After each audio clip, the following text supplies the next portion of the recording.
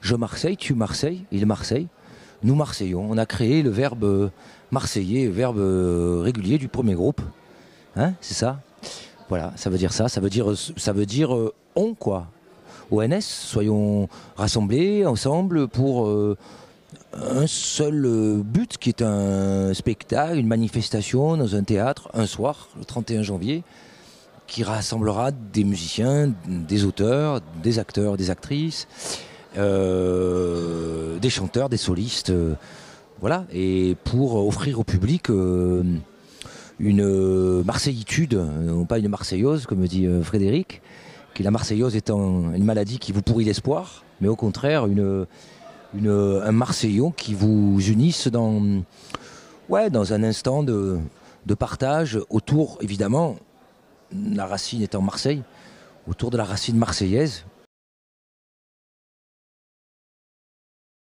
Oui, ben ça a toujours été mon rêve, hein, finalement. Quand on écrit, on a besoin d'entendre des voix humaines, d'imaginer la scène, d'imaginer les mots qui s'incarnent, qui prennent vie par la voix de comédiens. J'ai toujours écrit pour l'oreille et pas pour la lecture avec le regard, mais pour être entendu. Mais pas du tout. Au contraire, c'est la force de son écriture, c'est que le parler, comment dire, le folklore, la farce des personnages. Il y a des cagoles dans son recueil Cagole Blues. Mais il y a aussi, il y a un écrivain parisien, il y a une écrivain, il y a un député à l'Assemblée qui fait un discours politique. Et de toute façon, même dans les choses les plus marseillaises, elles se voient et elles s'entendent, mais surtout elles font rire ou elles font réfléchir. La vraie comédie est qu'un grand C réunit les choses dramatiques, tragiques et les choses drôles. Voilà. Donc ça, elles sont entendables par tout le monde, bien sûr. Je veux dire, de Dunkerque à Nancy, hein. Non ?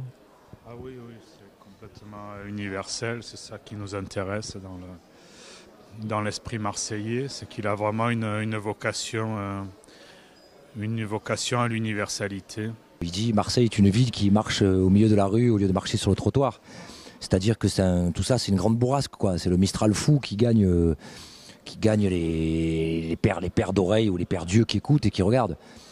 Et puis je crois que c'est la seule ville au monde où dans le métro, les gens montent avant que les autres soient descendus.